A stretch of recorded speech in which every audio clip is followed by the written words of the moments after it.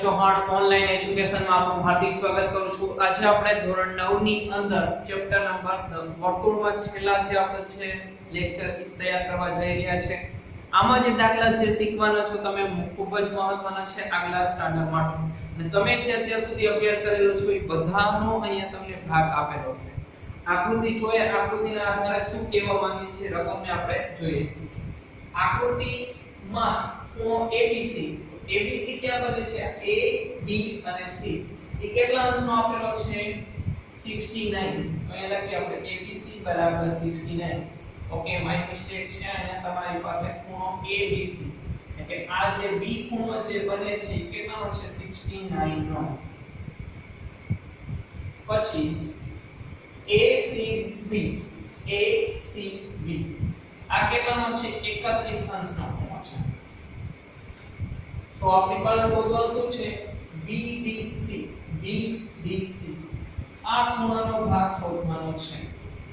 તો આપણે એક પોઈન્ટ સમજી ગયા હતા કે એક જ વૃત્તખંડમાં આવેલા ખૂણાઓ સમાન હોય। એક જ વૃત્તખંડ એટલે કે રફ કામ અહીંયા હું બનાવું આકૃતિનું। આ કેન્દ્ર છે, ઓકે, અહીંયા ખૂણા બનાવું છું। તો અહીંયા જે પણ બે ખૂણા બને એ એક જ વૃત્તખંડમાં છે કે નહીં? કયો વૃત્તખંડ આવે?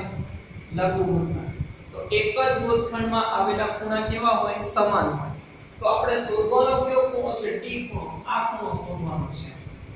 અને આપણને જો ABC, તો આ B ખૂણાનું આખું માપ આપેલું છે ACB,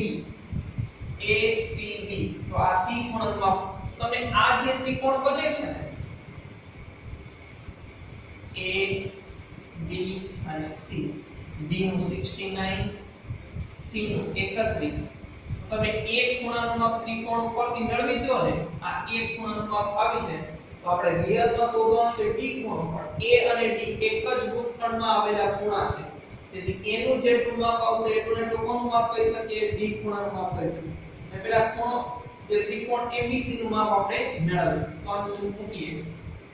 ત્રિકોણ ABC માં માપ ખૂણો A પ્લસ માપ ખૂણો B પ્લસ માપ ખૂણો C, ત્રિકોણના ત્રણેય ખૂણાનો માપનો સરવાળો કેટલો થાય? 180। હવે એક ખૂણાનું માપ તો છે નહીં તો એક ખૂણો આમના લખીએ, તેથી માપ ખૂણો A આમના, B ખૂણાનું માપ કેટલું રાખશો તમે? 69। C ખૂણાનું માપ કેટલું રાખશો તમારી પાસે? 31 બરાબર કુલ માપ છે 180।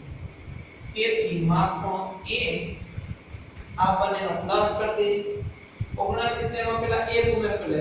70 માં તમે ઉમેરશો 30 તો કેટલા થશે? 100 બરાબર 180। હવે આ 100 જે પ્લસ માં છે સામેની સાઈડ માં મોકલશું, તેથી માપ ખૂણો A બરાબર 180 100। તેથી માપ ખૂણો A નો જવાબ કેટલો મળશે તમને? 80 મળશે। 180 ની અંદરથી 100 કાઢશો જવાબ કેટલો મળશે તમને? 80। ઓકે, આટલે સુધી થાય। પણ આપણે એક ખૂણાનો માપ જોતો નથી, કયો ખૂણો જોઈએ છે? BBC। તો લખી શકાય માપ ખૂણો BAC, BAC અને BBC, ખૂણો BBC એક જ વૃત્તખંડમાં આવેલા ખૂણા હોવાથી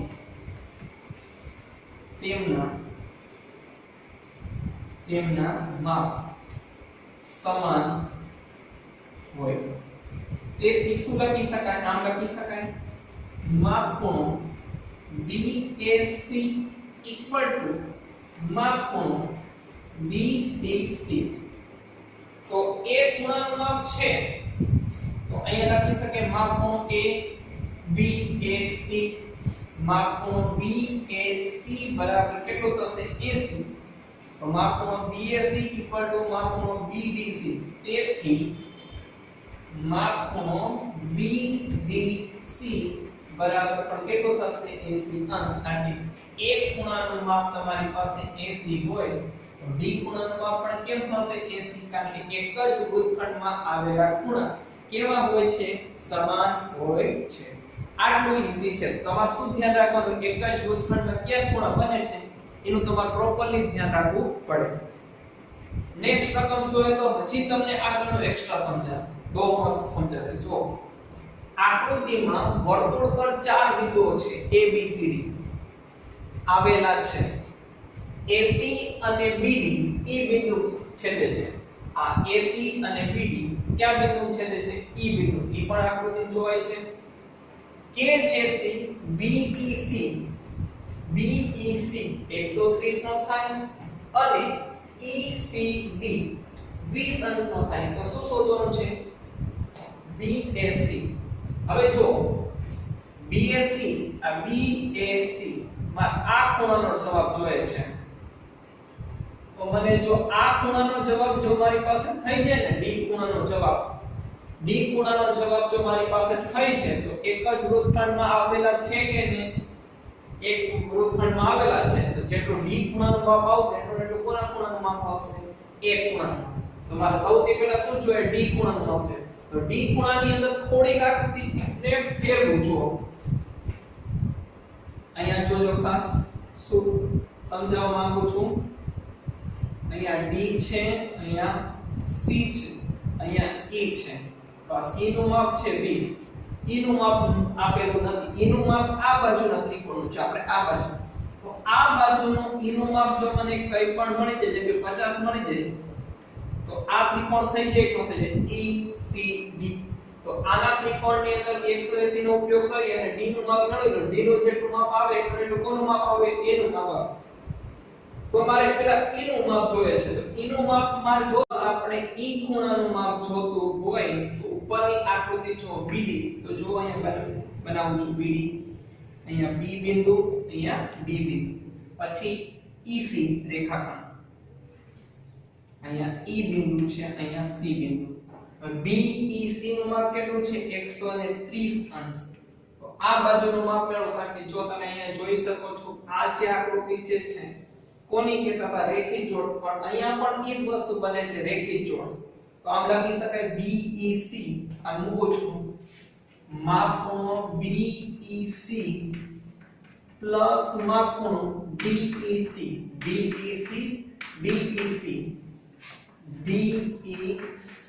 બરાબર 180 સેના આધારિત રેખિક જોડના ખૂણા ઓકે આ વિધાન આપણે હવે BEC નું માપ કેટલું છે BEC કેટલું છે 130 DEC નું માપ આમ નામ રાખીએ માપ ખૂણો DEC બરાબર 180 130 ને સામે જવા દો તેથી માપ ખૂણો DEC 180 130 માપ ખૂણો DEC 180 માંથી 130 કાઢશો કેટલા રહેશે 50 આ E ખૂણાનું માપ આપણે 50 થઈ ગયું હવે આ ત્રિકોણ બનાવી દઈએ DEC વાળો હવે ત્રિકોણ DEC માં ક્યાં ક્યાં ખૂણા આવે આ ત્રિકોણમાં એક ખૂણો D આવે બીજો કયો ખૂણો આવે E આવશે અને ત્રીજો ખૂણો કયો આવે C આવે અને કુલ માપ કેટલું થાય 180 હવે D ખૂણાનું માપ જોઈએ છે એટલે D આમ નામ રહેશે E ખૂણાનું માપ કેટલું છે 50 C ખૂણાનું માપ કેટલું છે 20 બરાબર 180 માપ ખૂણો D આમ નામ 50 માં 20 ઉમેરશું એટલે 70 બરાબર 180 70 ને સામે જવા દો તેથી માપ ખૂણો D બરાબર 180 70 તો માપ ખૂણો D બરાબર કેટલો જવાબ મળશે 110 D ખૂણાનું આખું નામ લખવું હોય એક જ વૃત્તખંડમાં આવેલા ખૂણા BDC તેથી માપ ખૂણો BDC બરાબર 110 હવે આપણે ગોતવાનું છે ખૂણો A BAC BDC સમાન હશે કેમ તો પહેલા આપણે લખીએ માપ ખૂણો BAC બરાબર માપ ખૂણો BDC આ BDC અને BDC એક જ વૃત્તખંડમાં આવેલા ખૂણા છે એક જ વૃત્તખંડમાં ખૂણા કેવા હશે સમાન તો એ લખીએ કારણ કે એક જ વૃત્તખંડમાં આવેલા ખૂણા કેવા હશે સમાન હોય ઓકે તેથી BDC નું માપ કેટલું હતું 110 તો માપ ખૂણો BAC નું માપ પણ કેટલું થશે 110 હશે તો આવા ચારે દાખલા તમને સૌથી પહેલા શું સમજવાનું કોનો જવાબ જોઈએ છે એ ખૂણાનો જવાબ ક્યાંથી ક્યાં વિધાનથી આવી શકે એક જ વૃત્તખંડ કયું છે એક જ D હવે D ના આધારે તમારી પાસે આનું માપ આપેલું આ અંદરના E નું માપ મેળવી દો તો ત્રિકોણ બની જાય આ ત્રિકોણની અંદર 180 માંથી બાદ કરશો એટલે D ખૂણો મળી જાય D અને A એક જ વૃત્તખંડમાં આવેલા ખૂણા છે નંબર 6 જોઈએ શું કહેવા માંગે છે કે ચક્રીય ચતુષ્કોણ ABCD ના વિકર્ણ E બિંદુએ છેદે છે જે તમે આકૃતિમાં જોવો છો DBC 70 અને BAC 30 અંશ હોય તો શું શોધવાનું છે BCD ઓકે પહેલા તો શોધવાનું છે BCD એટલે કે BCD આમ કીધું છે ખૂણો BCD એટલે BCD નો કયો ભાગ શોધવાનો છે આખો ભાગ BCD નો કયો ભાગ આવશે આખો ભાગ પછી AB બરાબર BC કીધા છે એ બીજી વખતનો છે AB BC હોય તો શું શોધવાનું છે ECD આ AB અને BC ના માપ સરખા હોય તો શું શોધવાનું છે ECD EC અને D એટલે બીજી વખત આ અડધો ભાગનો પણ તમારો જવાબ જોશે એટલે C ને બે વખત તમારે જવાબ મેળવવાના છે તો સૌથી પહેલા એ કહે કે આપણી પાસે આ જે વિધાન છે ને BCD શોધે તો BCD શોધવું હોય આ B C અને D તો આ ત્રિકોણ બને છે BCD તો B ખૂણાનું માપ 70 છે D ખૂણાનું માપ થઈ જાય તો C ખૂણો મળી જશે તો D ખૂણાનું માપ કઈ રીતના થાય A અને D એક જ વૃત્તખંડમાં છે ખૂણા તો શું લખી શકીએ આમ માપ ખૂણો BAC બરાબર માપ ખૂણો BDC માપ ખૂણો BDC કારણ કે એક જ વૃત્તખંડમાં આવેલા ખૂણા છે ઓકે એવો આપણે વિધાન લખી શકીએ છીએ હવે આપણી પાસે આના વિધાનના આધારે શું લખી શકીએ છીએ માપ ખૂણો જો BAC BAC કેટલું છે તમારી પાસે A ખૂણાનું માપ 30 છે તો D ખૂણાનું માપ પણ કેટલું થશે 30 તેથી BDC બરાબર કેટલું થશે 30 અંશ કારણ કે BAC 30 છે તો BDC પણ કેટલું થશે 30 થશે એક જ વૃત્તખંડમાં આવેલા ખૂણા હવે આનો ત્રિકોણ બનાવી દે જેવી આકૃતિ છે ને હું તમને સમજાવું છું અહીંયા ઉપર આપણી પાસે D બિંદુ છે અહીંયા C બિંદુ છે અહીંયા B BCD આપણો શું બની જશે ત્રિકોણ BCD માં એને ચેન્જ કરી દઉં BCD માં ક્યાં ક્યાં ખૂણા આવે માપ ખૂણો B પ્લસ માપ ખૂણો C પ્લસ માપ ખૂણો D બરાબર 180 B ખૂણાનું માપ કેટલું છે તમારી પાસે 70 C ખૂણાનું માપ ગોતવાનું છે એટલે માપ ખૂણો C આમ નામ D ખૂણાનું માપ થોડી વાર પહેલા કેટલો આવ્યો 30 બરાબર 180 30 માં 70 ઉમેરશો એટલે 100 પ્લસ માપ ખૂણો C બરાબર 180 તેથી માપ ખૂણો C બરાબર 180 માઈનસ 100 તેથી માપ ખૂણો C બરાબર કેટલું થશે તમારી પાસે 80 અંશ આવી જાય તેથી આખું નામ આપી દે તો શું છે આખું નામ BCD તેથી માપ ખૂણો BCD બરાબર 80 અંશ ઓકે આટલો જવાબ થઈ ગયો એટલે અહીં સુધીનો આપણો દાખલો કમ્પ્લીટ થયો આગળ આપણને શું કહે છે જો AB બરાબર BC હોય આ AB નું માપ જેટલું છે એટલું ને એટલું કોનું માપ હોય BC નું માપ હોય એટલે આ બંનેના માપ સરખા છે તો એક મૂકવાનું એટલે કે આ AB નું અને BC નું માપ સરખું હોય તો ECD શોધો એટલે તેથી આપણે એમ કરી મૂક્યું છે આ બંનેના માપ કેવા છે સરખા છે તો આપણે શું લખી શકીએ છીએ AB બરાબર BC હવે AB બરાબર BC હોય તો એ સમાન બાજુ એટલે કે આ જે ત્રિકોણ બને ABC જે ત્રિકોણ બને એ કેવો બને સમદ્વિબાજુ ત્રિકોણ બને તો BCA અહીં લખું છું ખૂણો BCA બરાબર BAC એટલે બંને બે ખૂણા કેવા થશે સમાન થશે BAC જોજો અહીંયા BAC શું વિધાન મૂક્યું છે સમજો BCA બરાબર BAC બંને બે કેવા થશે ખૂણા સરખા અહીં લખી શકીએ સમદ્વિબાજુ ત્રિકોણના ખૂણા સમાન હોય હવે જો તમે આમ લખ્યું કોનું વિધાન BCA ને BAC કેવા છે સમાન છે તેથી હું લખી શકું BCA BCA બરાબર 30 લખી શકું તેનું કારણ છે પહેલેથી મને શું આપ્યું છે જો BAC બરાબર 30 BAC આનો 30 હોય તો સામે પણ કેટલું થાય 30 થાય કારણ કે આ જે ત્રિકોણ બને છે કેવો બને છે સમદ્વિબાજુ ત્રિકોણ એટલે લખી દો AB BC હોય તો BCA અને BAC સમદ્વિબાજુ ત્રિકોણના ખૂણા સરખા હોય તો A ખૂણો 30 નો હોય તો C ખૂણો 30 નો થાય એવું આપણી પાસે વિધાન ખબર છે ઓકે આપણે શું શોધવાનું છે ECD શોધવાનું છે શું શોધવાનું છે ECD તો ECD ક્યાં બને છે આ ECD ને આપણને અત્યારે શું જવાબ છે BCA તો જોજો અહીંયા શું મૂકું છું વિધાન BCA પ્લસ આ BCA આ B થી લઈને C થી લઈને આ બાજુનો ખૂણો પ્લસ